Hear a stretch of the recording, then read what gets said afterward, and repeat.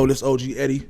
It's a free game sports podcast. I'm here with my sister Brianna Edwards. What's up, y'all? And one of my guys, man. You already know PJ Hill in the building. My guy. What's going on? How you feeling? Y'all. Man, this is love. I'm honored to be here, man. Yeah. Honored to be here. I told Rhea, I said, man, we gotta get PJ on here. She started pulling the trigger, man. I'm finna text him, call him, I hit him up. We'll get him on okay, here. already. And so, we had to make that happen. But I'm glad you're doing your thing. I'm glad taking care of what you need to take care of your business, kids. I see everything, your wife, man, just doing your thing. You know what I'm saying? Thanks. I'm proud of you. Yeah. So I'm grateful, man. Yeah, we want to know, man, under all that attire you got on, it's a basketball player up under there. Facts. You know what I'm saying? So what made you get into basketball? What made you start playing?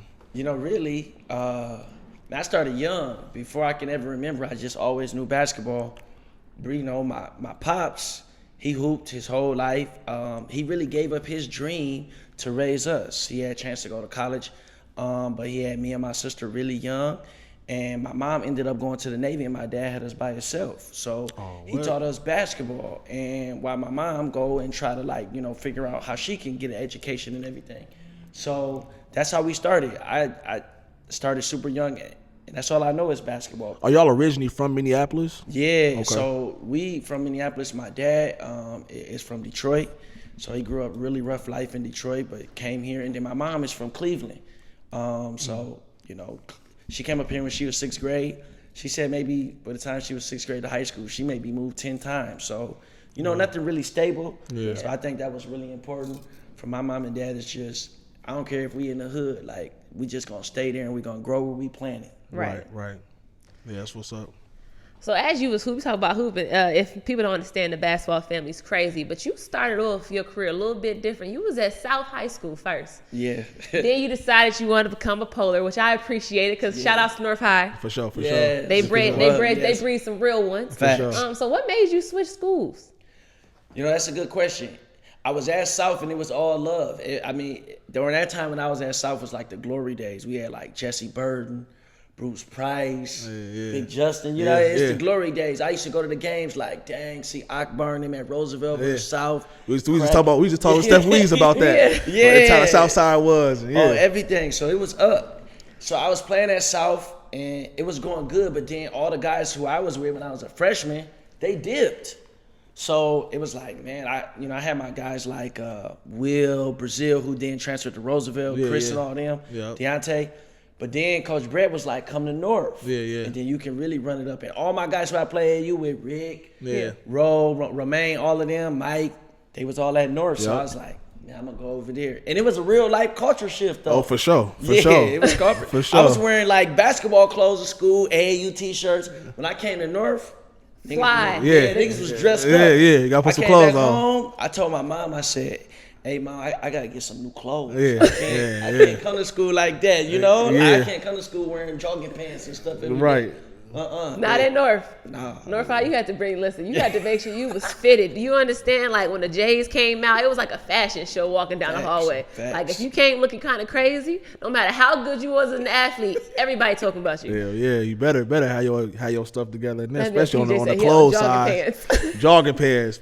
I ain't coming north for no jogging pants. That's over with. A whole different thing. Actually, Key, my old girl at North, she bought me my first pair of forces. Wesley? Yes. Look, I told her, I'm feeling salty. Everybody got some. My mom and dad we ain't wasting our money. We buy you basketball shoes. Right. She bought me the forces, put me in the game. Wait. Side note, PJ, your car that you had in high school, my freshman year was the Hoopsies car. What was that car, dog? I always meant to ask. That car was I had two different cars. One, my sister got in an accident. My older sister, T, got in an accident in her Jeep, and my dad and them sawed all around the wheel off and then made me drive that. So it didn't have no window, didn't have it was all crashed up on the side, and I was driving that. So I was picking up Romaine every morning, right? We practiced 6 a.m. when we was playing. Yeah. Bro, no heat. The air we in there freezing. But that's y'all making it though. You know what I'm saying? Y'all that's making all I it. got. Yeah, y'all making it. Yeah, that's all I got. So, man, you just bringing back all these memories, man. It's just crazy just thinking about it. But you transfer from South, go to North, And we just want to know about your relationship with Brett McNeil, Coach McNeil, and just let us know, a little bit about him and what you think about him as a coach. Nah, you know what? That's a good question. So, in high school, I ain't even gonna front. My relationship was fucked up with him. We all, you know what I'm saying? Because I don't know. He my guy now. He way better now. Humbling things, change people's life. Yeah. But it was just like he was so militant towards us. Yeah. And he had a thing like we would come, we would run all practice. And I'm still, it's a lot of stuff that I'm dealing with myself. Like, okay, he could be cold. Right. Man. Yep. We had off camera. We had that conversation. That shit was crazy. So that we ain't even gonna talk on that. But then just my own relationship, like nigga kicked me off the team, told people I just came here to win state. So then I'm like about to dip, and then I get back on the team. I went through so much. Try to play me one-on-one in front of the whole team. I didn't know you remember that. Yeah, I remember that for sure. But it all stemmed from a lot of stuff from the past. Like my mom dated Brett before he was with my dad. I knew it was something. It was with my dad. Yeah. Then she married my dad. Then it's like, the rest is history. So it's a lot of stuff, he was mad because your mom fine. That's why. Fine as hell, yeah. My mom, she the GOAT. She trying to keep it structured. But so it's a lot of stuff like that. When you deal in a city where, bro, it's really like all our parents knew each other. Everybody, grandparents knew each other. Like, right. North Minneapolis is small. So, and that actually fucked me up for a minute. But it like was mentally. what I was supposed to go through. Yeah, it did. I just never understood it. I used to be sitting there like, why the fuck is Brett, why the heck is Brett messing with PJ every day? Yeah. Like, I just never understood it. Like, why you keep on picking on PJ? Like, I never understood it. I just thought he was trying to make you a better player, you know what I'm saying? But the talent was there, so it didn't make no sense to me. Facts. So that's why I just wanted to know, like, what was going on, behind the scenes. So I never knew. A lot of deep stuff, man. And you're right. Like, he did push me to be a better player, but that kind of stuff, like, we dealing with already pressures in society and social issues, so to have your own people to make you, bring you down, hinder you, almost like I didn't have no Division I or Division II scholarships. I didn't have no scholarships. Yeah. And that's because I was playing, not playing, like, Right. It was confusing. How did that affect you? Like, think about it. A lot of athletes go through that. Like, I didn't go through that until college. Like, a coach playing with me mentally. Like, how did that affect you at that time? And how did you think it kind of prepared you afterwards when you had to face it? But it was him and Mike Betts. Yeah. You and Mike Betts got it the worst, man. We did. Like, so, yeah. No. You 100% right. I think for me, it really taught me, like, when you go through those things and you don't understand, like, a lot of this stuff was out of my control. Right. Like, there's nothing I can really do, so you can work hard as you can. And similar to what we go through in the world in our same plights, you can do everything you can and still not make it. Yeah. That's, like, discouraging. Yeah, for sure. And so, but for me, what it taught me, like, dang, if that can't break me, then nothing will. Because then fast forward 4 years later, I go through the same thing in college.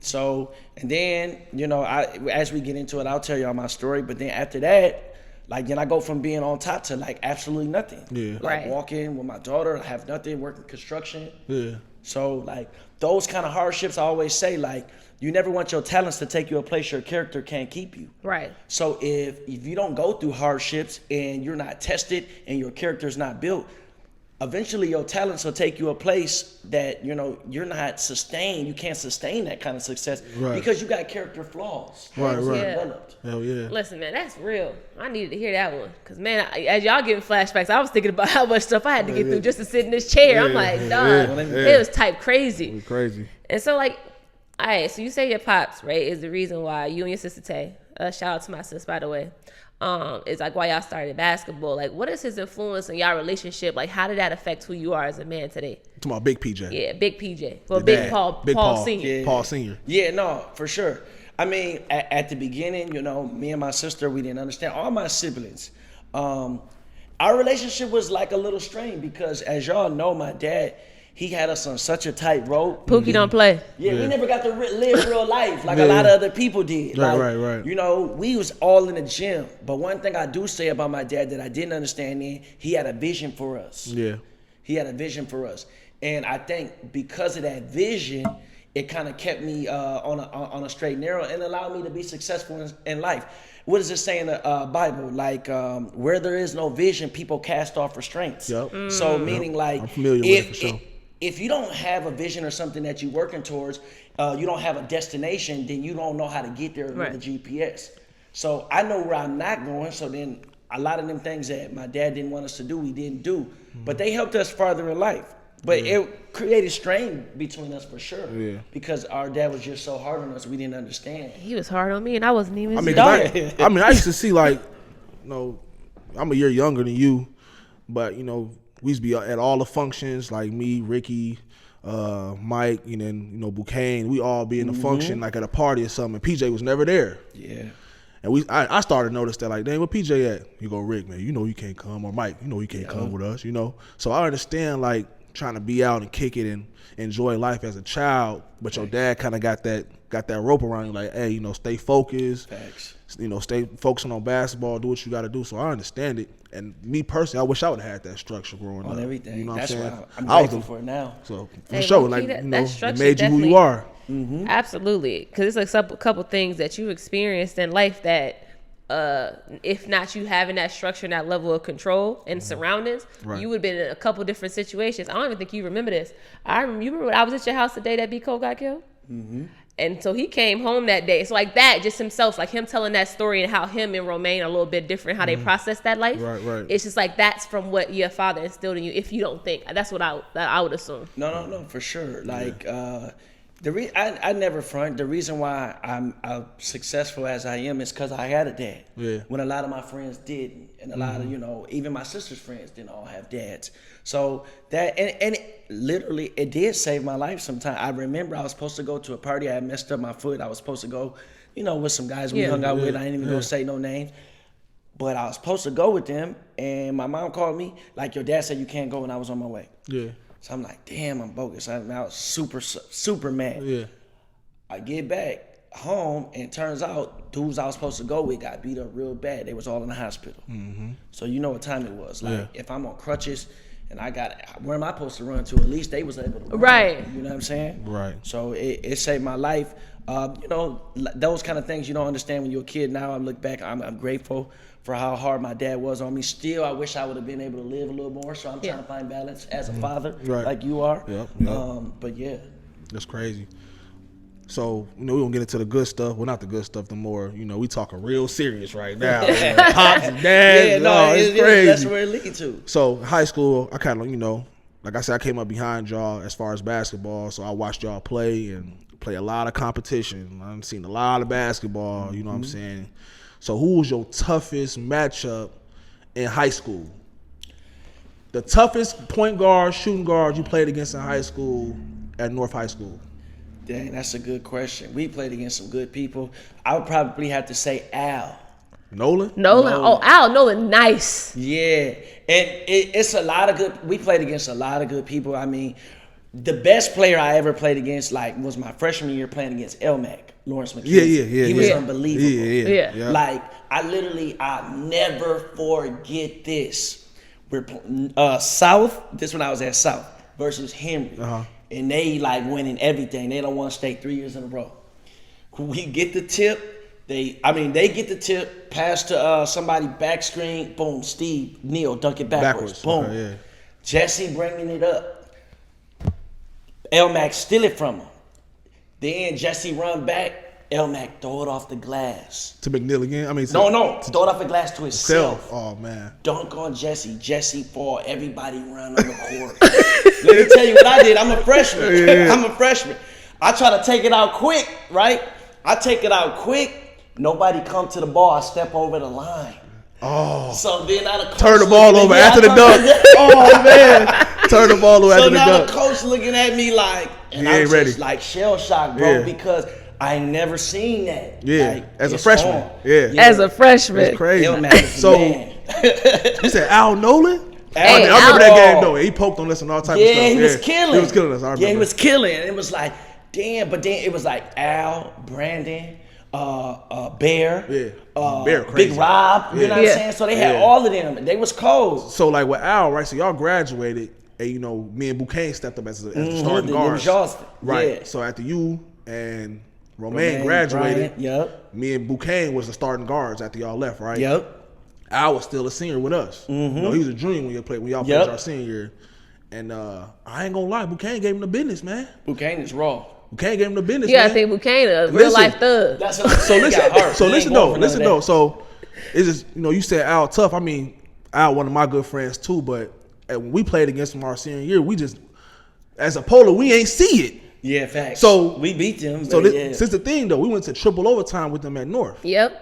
That game was stupid. Who was killing us was Mandela. Mandela was giving them the smoking business. us. Cold. So, but he was at North when we was young. So he was a freshman. Mm-hmm. We had gotta come down going back and forth. We scoring bucket for bucket, man. This in overtime. We going bucket for bucket, and they had called a bogus foul on Bouquet. Like it wasn't even no foul, nothing.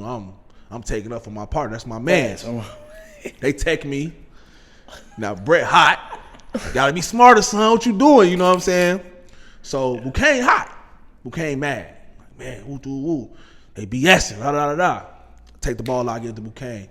Al in Bouquet face. I'm talking about hacking them, smacking them. Yeah, refs ain't calling nothing. I'm screaming, ref, call the foul. Ooh, you know what I'm saying? Yeah. They ain't calling nothing. Bouquet elbowed him in the mouth. Boom. Bust his nose, broke his nose in the middle of North High basketball court. Al going to the locker room, we run it up, 12-0 run, while Al in the locker room. Al come back out, get back on the court. It was like a minute or something left. Beat him. So I just, me, I was just like, man, Al, I mean, I mess with Al, that's my guy and stuff, but I kind of seen like another side of him. But you know what I'm saying? When I was there though. So he had no help. It was he had a little help. Yeah, Bear was tough. I'm gonna tell you who else was cold. I know you remember this. We played Richfield when they had Ray Brown. Ooh, I was there. Boy, they had Travis Brown, Ray Brown, big X 7 foot. They was cold. And they had what's the boy name? The guard. I forgot his name, man. They was cold. Santino. Santino. Yeah. They was stupid cold. bounce. They gave us they beat us. Yeah, they beat our ass. Yeah, they beat our ass. At Richfield, we like, what? Yeah, but at that time, Richfield was like, I think like number 3.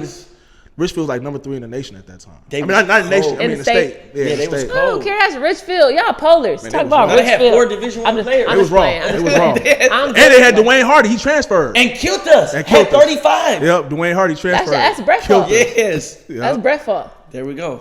But so you talked about how you ain't have no offers, no D1, no D2. Yeah. So you found yourself in Texas, right? Yeah. How'd that go? How was that process? How did you find that JUCO? So here go the process right here.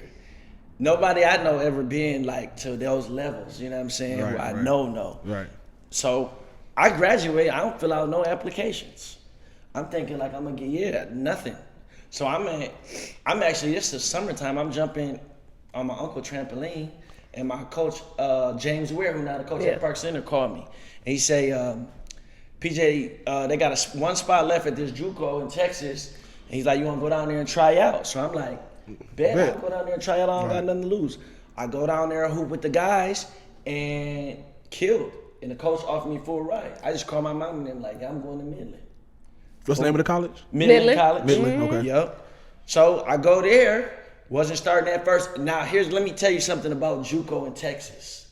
It's live. Yeah, it's like I had people on my team from Houston, Dallas, New York, LA, like everywhere, like Atlanta, all of. So I first get there, it's 30 niggas on the team. 30? I'm like, I call my dad like, I can't make this team. These niggas had bounce, dunking from the free throw line, all that. I'm like, I can't make it. We get through tryouts, 17 of the niggas ineligible. So, right. So now I'm on a team for sure. Yeah. Wasn't started, ended up starting. We won a national championship. Coldest thing. And then my roommate was Big Nathan Jawa, 7'1" from Australia. Ended up going from JUCO to the NBA. Got drafted. Yes. Mm-hmm. From JUCO? From JUCO. And only played 10 games. After 10 games, he said, I'm too good for this league. And he went back home. Yes. That's crazy. That's crazy. So, JUCO, your experience in JUCO, I went the opposite route. So, I don't even know what that looked like. What was the comparison in the sense of, actually, you know what? I'm going to help you up. So, for instance, okay, so you went to JUCO. You won a national championship. Now it's time for you to graduate and look at your other options. How did you find Ohio State? All right. So what's the story behind that? it's even crazier than my first story. So I was thinking I'm going back to JUCO again, right? So in the summer I'm coming back with my sister. So she's like in high school at the time. I'm playing in like Orlando. Yeah. So I'm with y'all in Orlando, and it was July 12th. I'll never forget this. 12 a.m. My coach called me and he said, "PJ, it's a top 100 camp. They got one spot left. Yeah. Would you be interested in going?" I'm like, "Fam, is it gonna be worth it? Like, I don't have no money to get back to Minnesota. Right. And if I do, then how am I gonna get to Tulsa, Oklahoma, where the camp is?" Right. He said it's gonna be worth it. So, my mom and dad, they're gonna make it happen. They gave me enough money to get back home. I don't have no way to Tulsa. So in the summer, we all hooping together. I was hooping with Troy Bell. Yeah, decent. Yeah, He decent. man. I like Troy Troy Bell Bell. said, "Man, he changed my life." Yeah. I come back, ask everybody I know for the bread. Nobody got money. So I'm like, damn, I ain't gonna be able to make it there. Troy ended up, I asked him like about 5 o'clock in the afternoon after I had tapped out. I said, "Man, I need money to go to this camp. Can you borrow me the money? I promise you when I get back here, I'll work. I'll pay you back." Right. He like, "Fam, you take the money, you don't gotta pay me back. It's all love." Right. So I gave me the money. I missed all the flights to Tulsa. I said, "Fam, can you help me rent a car?" So I drove 13 hours there. All throughout the night, got there the next day, 8 a.m., and I didn't know what team I was on, no sleep. So I got in there. I was the only person in the whole thing with no jersey. I just had like numbers written because I took another dude's spot. I got in there and I killed. Listen, I killed. So 2 days in a row I killed. I see the dude who run the camp, Jerry Mullins, and I say, "Man, thank you for letting me in this camp." He said, "Man, you the kid from Midland?" I said, "Yeah." He said, "I've been getting all kind of calls about you." I'm like, "For real?" Like big schools. So then when I'm on my way home, first coach that called me is Brad Stevens from Butler.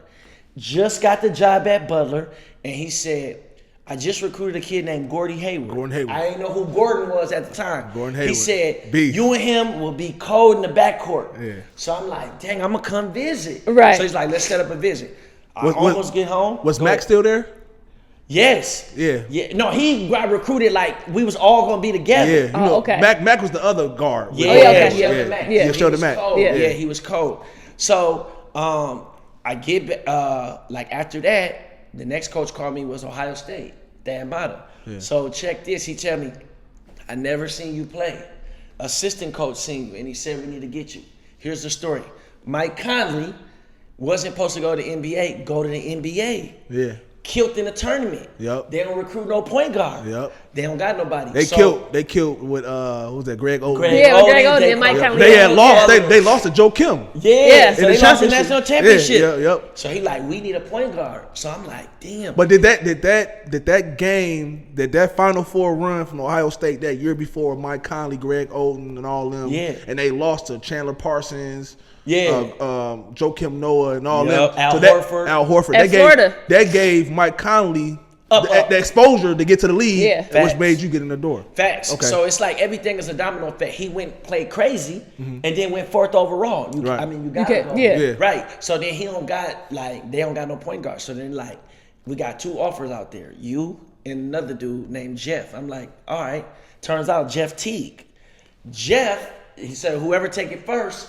I ended up taking it. Jeff go to Wake Forest. Oh, Wake Forest. And then Kill. His little brother went to Kentucky. My bad. Yeah. So that's how the story how I got there. Sight unseen. And then so I drive straight back to Minnesota. I go straight to Ohio. Yeah. All my family's still in Florida. And all my clothes still in Texas. Because I'm thinking I'm going back. Yeah. I go there with nothing. A backpack. Nobody know me on the team. I show up at the workouts. They don't even know I'm on a team because the coach still out recruiting. Yeah.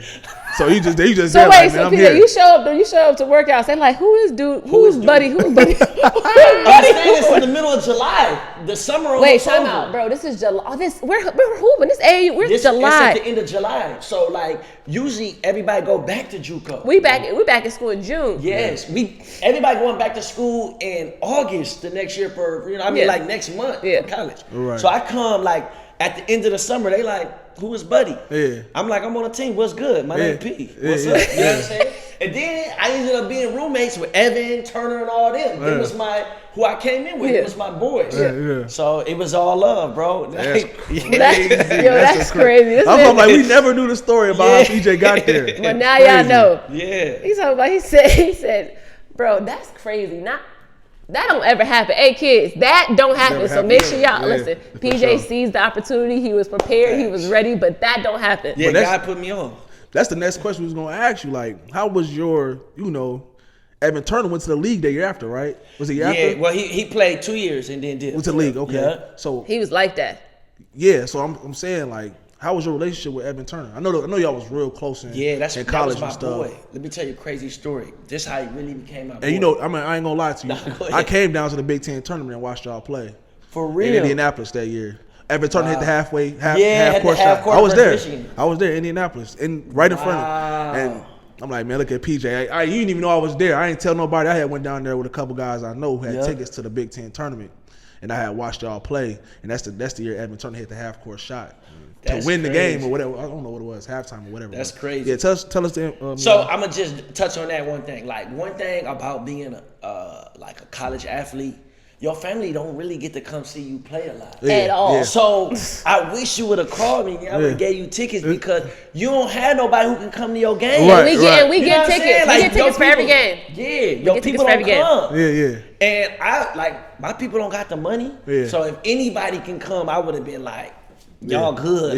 Get right behind the bench. So next time, think about that. All y'all out there, if y'all going to support people, let them know. Up. We get 4 tickets, but then there's people on your team that don't get family to come, so you get up to like 20 tickets. Facts on everything. Yeah. So it was dope. Like, this is how my relationship became dope with Evan. I remember first year, we both really wasn't playing a lot. Yeah. Like, we both playing kind of like half the game, but it was like, John Diebler, who my boy, we all boys now, but John was starting over Evan. Yep, I remember that. And Evan was actually better than him. And now the history tells itself they both was great. Yeah. But I remember we played teams in practice, light squad versus great squad. So after that, I come in the locker room, this nigga in there, shoulders all tucked in, type crying. Evan Turner? Want to go home. I'm like, nigga, you got these sad shoulders. Like, fam, at least you playing, nigga. You in here crying. Yeah. Like, you better go take your spot. Fam, you're cold. You know what I'm saying? Yeah. Like, go play how you play in Chicago. Like, turn up, fam. And that's not what motivated him. But from then on, we became boys. And then he turned up. And I would always be able to tell him, fam, even when he hit the half quarter, I'm like, everybody we going home. I'm like, nigga, no, we not. I'm like, Evan, bro. Great players is great. Boy, you better score this point. We got to keep playing. It's it's the victory lap. And then y'all had, I'm trying to think what was on y'all team. Lighty. Yup. He was like a 5th-year senior though or something, wasn't he? Yup. So he the most winningest player in college history. For real? Yup. Really? 6 years, 5 years, you better be. Most winningest player. And then y'all had Jesus Christ, y'all had 2 post players. Yep, we had B.J. Mullins went to the NBA, Costa Kufis. Yep. Big Dallas Lauderdale, who was broke all these records. But we had a lot of I like Dallas game. Dallas was nice. Yeah. Okay, that's big fundamental, but strong. He did everything right. Yeah. And prior to then, I never played other than my boy Nate. I never really played with real bigs. Ricky and them 6'4". But now I'm dealing with niggas who's 7 feet. Got hops running I'm a screen for you. You know what I'm saying? You're gonna be open. Shoot it and I'm a rebound. That feel good.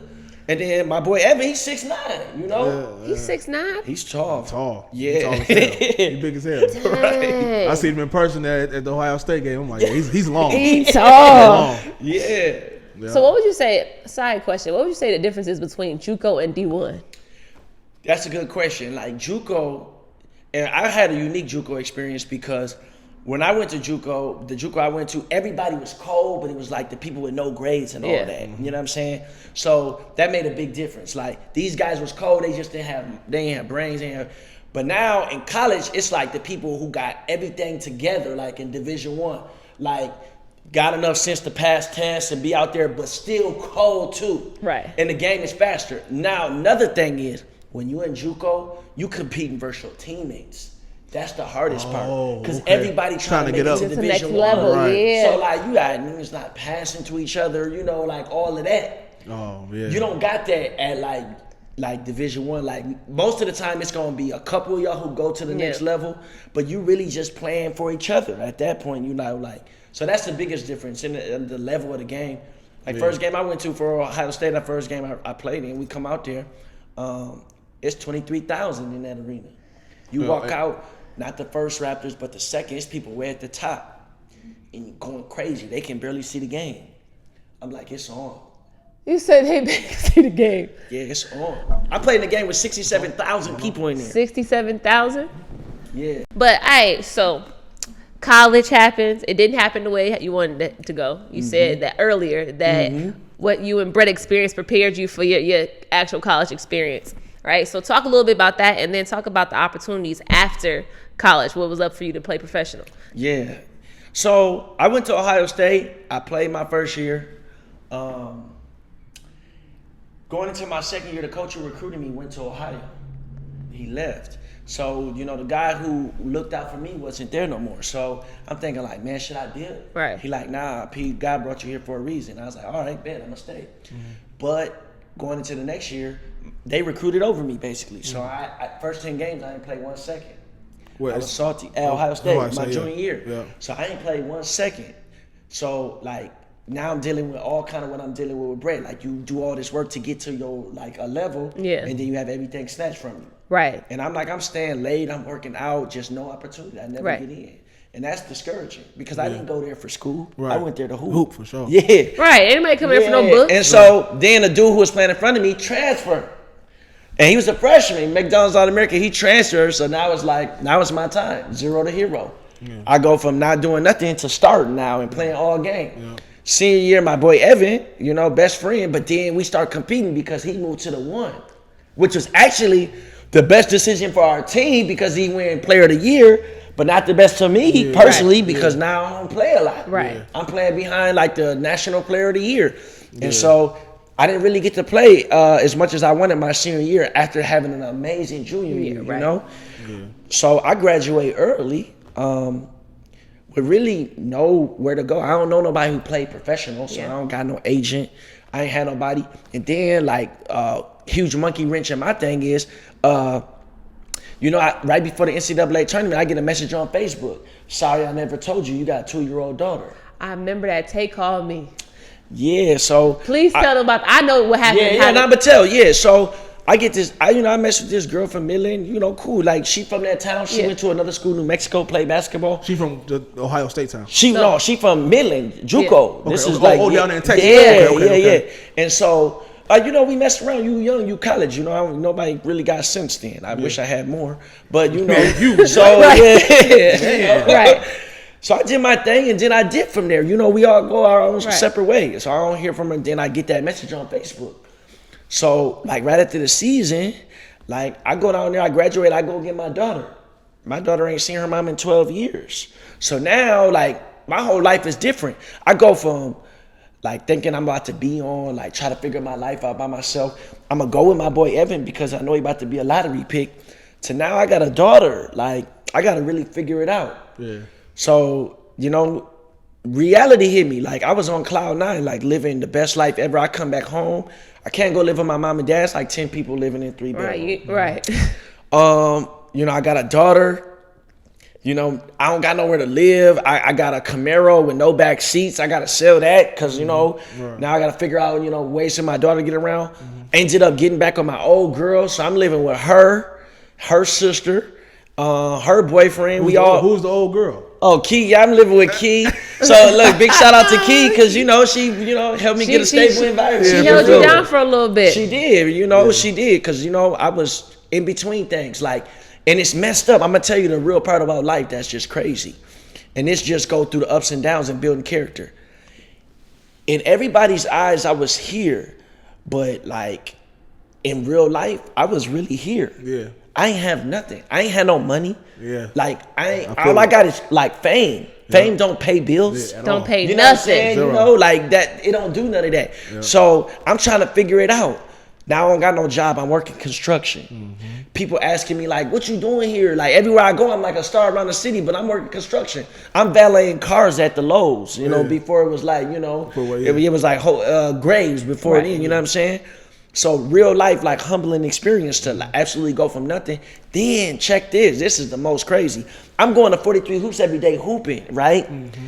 Then I start working there, but I'm too embarrassed to tell niggas I don't got no whip. So I wait till everybody leave and I walk home from Hopkins night after night with my daughter. Like, because you know, you too embarrassed to say, like, you ain't got no ride. Right. You ain't got nothing, you know? Hey, man, bro. Listen. Now this is off subject, but I was just watching the Lil Durk interview on $1 Million Worth of Game the other day. And Lil Durk was saying the exact same thing you were saying. He was saying, like, bruh, y'all think I'm living like this, but really I'm down here. He was scared to tell his homies that he was broke. So now that you said, it's like, that's reality. My mind, because I never knew. I didn't know that. I knew a lot, but I didn't know that. That's reality. It's like humbling. So you don't got nothing. And then I was too scared to ask niggas for a ride because I'm at the gym killing. And then I walk home with my daughter. Like, and one day this how like it just changed me. I'm walking on Highway 7, like on the side. Yeah, I know because that's the closest way to get to the crib. Yeah. So then my boss seen me and I just try to front like, oh no, I'm going up here to eat at Johnny Cash, you know what I'm saying?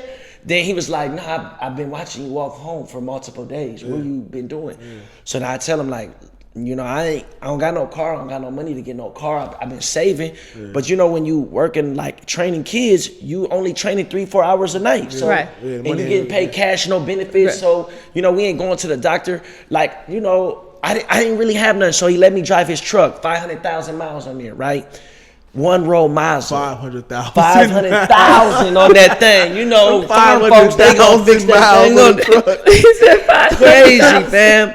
First night I get it, bro. I'm like geeked. I got at least a ride to the crib. Right, for sure. Police pull me over. I don't got no car seat. Yes, I don't got no car seat.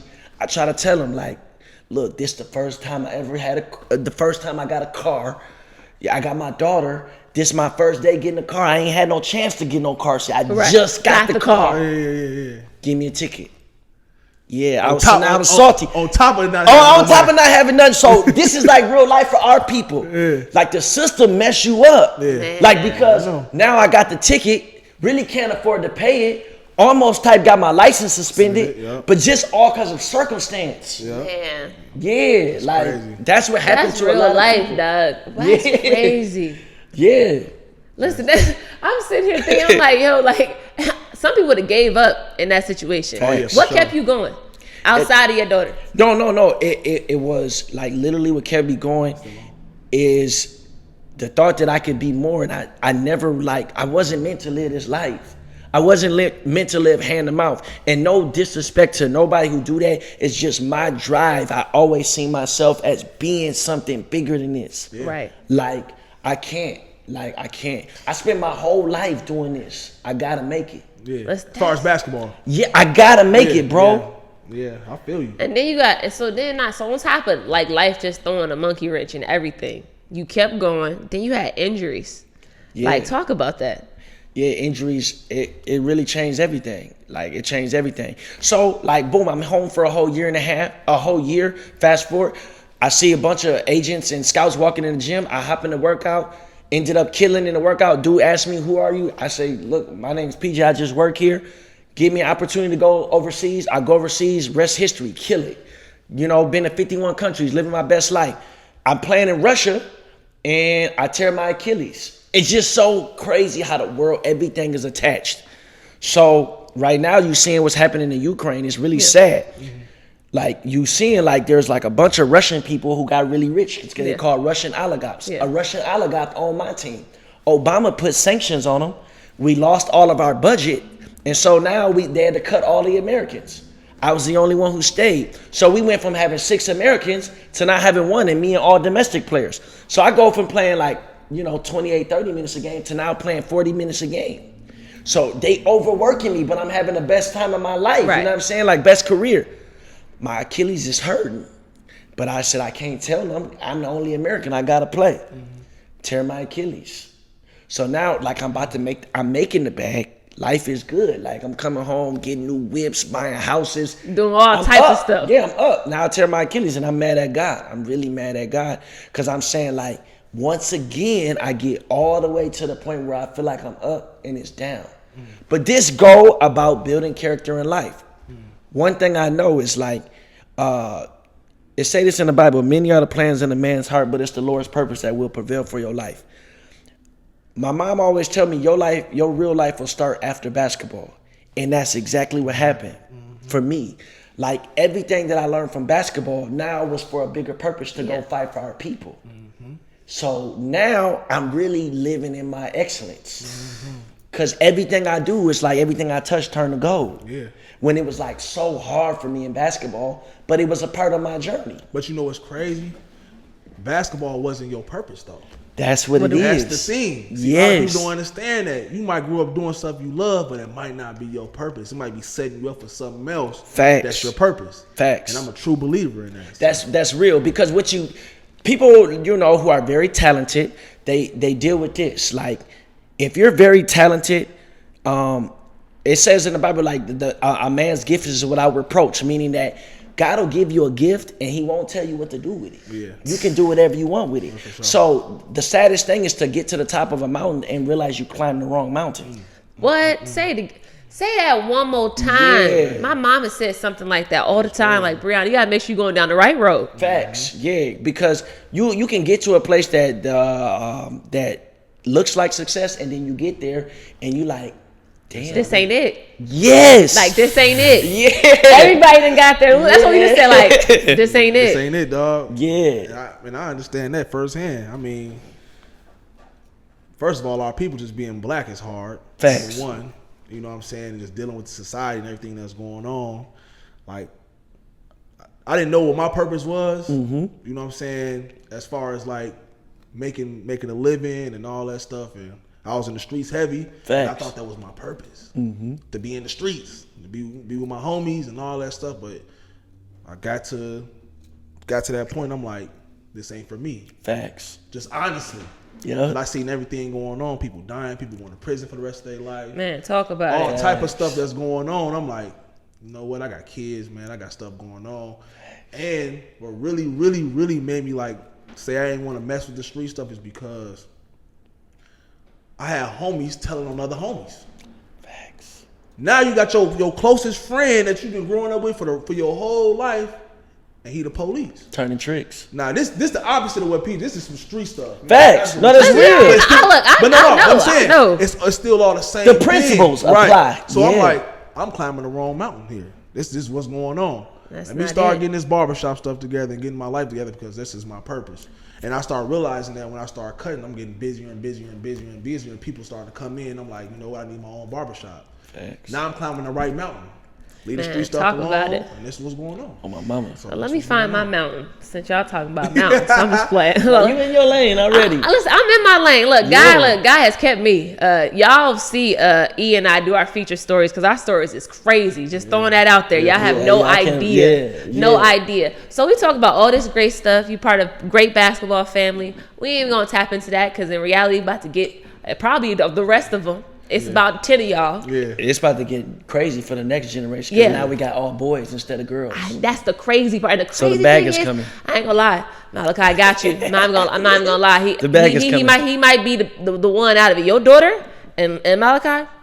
You know, I paved the way. I'm gonna keep it a buck, but we're not gonna talk about that. So you are doing a lot of great things, not only in the community. Like, tell us, like, what are you up to right now? What's going on with PJ Hill? Man, that's a great question. I do juggle a lot of hats. I wear a lot of hats. Number one, I'm a financial advisor. So I'm into wealth building. So whatever it takes to grow wealth, build wealth, break those generational curses and be able to teach our people, that's all I'm about. So I'm a financial advisor. I work for North Rock Partners, a dope opportunity. I was at Wells Fargo Private Bank. I'm a developer. I own a lot of real estate because I think that is one of the fastest way for us to get rich. So I'm actually in the process right now of buying 100 units, a couple 30-unit apartment buildings. I've been buying, did a couple deals last month. So just growing my portfolio. I'm the vice president of the NAACP, so always advocating for the advancement of our people. Just standing up, being a voice on that platform, always. And then I serve on a couple boards, man, like in places where we're like underrepresented. And I always say, like Jay-Z said, man, you only spot a few blacks, the higher you go. So I'm trying to make sure that I go to places, and because I have people open doors for me, and I leave those doors open. Right. So like I'm on the board of in Fairview Hospital. They the biggest hospital here in Minnesota. Like, you know, it's not many of us who come from where we come from on that board, but health equity is a big thing for us. We scared to go to the doctor, but I always try to tell them people, like, it's the experiences we have it. So how can we make it more accessible to people? How can we get somebody's opinion who's from the community who understands it? And not be a test dummy. You know, my mom been a nurse for 30 years, so you already know I know. Yeah, so you right there. And then the last thing I do, I'm the chair of the economic development for the city of Minneapolis. So I get to control, you know, have a seat at the table on where the funding go. So then, you know, I get to see. We're going to talk about that off. We're going to talk about that. We're going to talk about off camera. Funding, you said Minneapolis. Okay, cool. Yeah. So you wear a lot of hats, fam. How are you managing that? Not only you got a baby. Yeah. You got a daughter. You got a wife. Yeah. She's a principal, so she busy too. She's busy. How are you managing all the things that you're doing right now? That's by God's grace. I'm going to tell you, like, if you're not built for this kind of stuff, then you're not going to be built for it. Because I do stay up late. It's a grind. But I'm going to tell you, like any other person, I get out of balance too. And balance is key. So when all this uprising stuff happened, you know, I really was like, I'm going to fight for my people. But in fighting for my people, what I did is, like, the people who love me most, I thought they should understand that I'm going for a bigger cause. Yeah. And I think we all do that. Like, when we get fixated on being very successful, no matter what your craft is, like, you know, that's why I asked Ed, like, how late do you stay here? Because I see some barbers or entrepreneurs, they commit their life to it, but then they forget about their family. Mm-hmm. And so I know that everything is good in moderation. So what I try to do is really master my calendar, but then keep first things first. So I keep God first, keep my family, like, you know, pour water into my wife, to my daughter, and that give me life. Mm-hmm. And so then I know, like, I got purpose behind whatever I do, and that give me the energy to keep doing all of this stuff. I'm the same way. That's why when you ask me, like, what time I leave, I work full time. Like, I get in early because, you know, when I leave, the kids still sleep. Mm-hmm. My fiance, she still sleep. But when I get off work, I'm right on time for dinner. Facts. All that stuff. So I get home at a reasonable hour for my family. Yeah. So I don't work myself to death. I work hard. Facts. But I make sure I make it home to my family because I feel like that's more important than my business. 100%. Note to self, Brianna, make time for dating. I'm just playing. Yeah, the single life is dope though. She's struggling right now. We ain't gonna talk about that. We're not gonna talk about that. It get old? Huh? Yes. Hey, bro, if you like to put me on, hey, everybody that's gonna watch this episode, I'm just playing. But I'm taking applications. They gonna go crazy on there. Look, you know, listen, I'm single.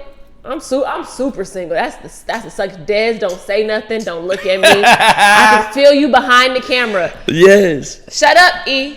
Okay? Jesus Christ. So, PJ, for one, your story's phenomenal. You drop gems all throughout the entire episode, but what is some advice that you have for some young athletes that came from our circumstances?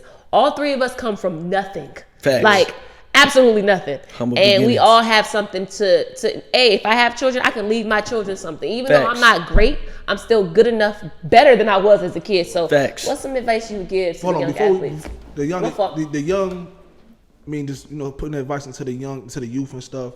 You had a sister that went to the WNBA. Yeah. And as a youngin'. And we grew up watching her too, and she was one of the best in the nation. Yeah. And you was older, yeah. She was younger. So how could, you know, with that question that Bree asked, and just explain to us how I felt for, you know, as your sister being in the youth and going to the league, and how does she, you know, deal with all that stuff and, you know, tie all that stuff in for us? Facts. I can start with that first. Like, having a sister being able to play, like my little sister, she got the exact opposite of me. Like, I really work hard. She got a gift. Yeah. So you can't teach a gift. Like, you know, she got 8 standard deviations. She's like just better than all the other players. She was like ahead of her time. Yeah. It was dope for me in the fact that, you know, everybody would say my sister's better than me, but it's like, I was so happy to see her win, which is dope. But really, one thing I want to tell everybody, it's no shortcut to success. Yeah. There is no other way to make it other than working hard. I know the hours she put in.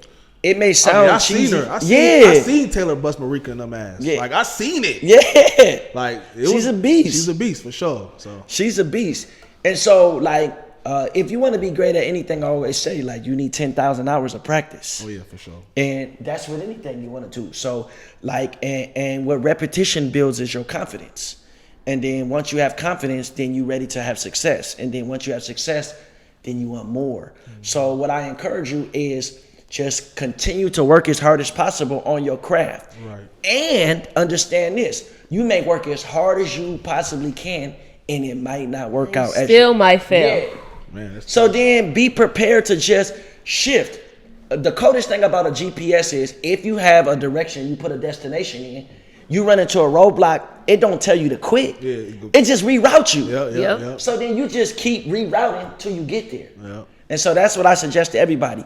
Continue after your goal if you really believe in it and it's part of you. Then you work hard. You continue to go no matter how many roadblocks. Because this may sound cheesy, but like Jay-Z said, I made it just because I didn't give up. Man, that's real. Yeah, and that's the hardest cat That's in the real. industry. Yeah. That's my boy. Yeah. I be arguing with my barbers about that. Man, you like Jay-Z? Yes, yeah, he's I the like best. Jay-Z. What do you mean? Yeah. It's just Why the you got him philosophy. on the wall? It's the philosophy of understanding that it's not going to be easy, but it's the perseverance that you have within yourself that's going to keep you consistent. Facts. As long as you continue to keep saying, you know what, that didn't work, I'm going to try this, you will always be successful. It just all depends on when. Yeah. And I'm like you, PJ. Like, for instance, like when I got everything going, I never gave up. I always was like, I'm gonna make a way to make it happen. No was not an answer for me. Facts. I don't care what was going on. Listen, I'm gonna get this stuff going. I don't care how I'm gonna get there. I'm gonna make it happen. And that's like the attitude people gotta have as far as about, you know, what they want to do with themselves, 100%. and what they want to do with their life. You just Facts. keep on going. Like, don't give up on nothing. Facts. So I'm the same way. And here's the next advice. Like, every dream starts with one believer. So don't get upset when your family don't believe in you, when your friends don't believe in you. That's just a part of it. Like, you got to believe in yourself and you got to keep going, because actually your family will tear you down the most. The quickest. They will tell you, they put their own limitations on you. So don't accept anybody else's limitations. Yeah. If you got a dream, you go after it. Yeah. And that's just what it takes. And remember this, you need sunshine and rain to grow. Mm-hmm. You need them both. So sunshine, all good, is not going to get you there. You need rain. That's how you grow. Yeah, for sure. I agree 100%. Man, okay. Mr. Governor. I'm just playing. I'm going for Mr. it. President. Look, you got the president at the house. I'm going for Hey, it. I appreciate you coming on, bro. Like, sure. hey, like a part of my career is how you pushed me and challenged me. So I appreciate you you. balled out. I know what it takes, them hours. I was not built for the hours that y'all put in. I said, I'm going to see y'all later. But nah, man, this was dope. And I shoot love to your family. You know, I love your family all to Grateful. pieces. Y'all fed me, okay? Because I ain't grateful. had no food. So if you think you was poor, how much you think my house was like? If I was at your house eating, just throwing that out there. But nah, thank you so much. I know E appreciates you. I'm grateful. I ain't gonna lie, man. Jarvis, this might be the best episode we had. We said Jarvis was the best episode. Right. This might be the best one. I don't know. Hey, this one was we dropping gonna some see. gems. I'm grateful to be on here. Yeah. Absolutely. But let everybody know where they can find you for all your information, where they can find you on Facebook, Instagram. Yeah, my Facebook is PJ Hill, so you'll see me. I got a suit on, trying to always be suave. And then my Instagram, Mr. PJ Hill, and same thing with my Twitter. But hit me up. I'm always for the people. I may be on the gram a whole bunch. I'm trying to do better with, finding balance, but I'm always accessible. I'm a man always just in reach. Yeah, that's what's up, man. So, man, I'm OG Eddie, man. It's the Free Game Sports Podcast, man. My sister Brianna Edwards, man. PJ, man, thanks for coming through, bro. Grateful, man. You already know. Grateful. Peace out, y'all.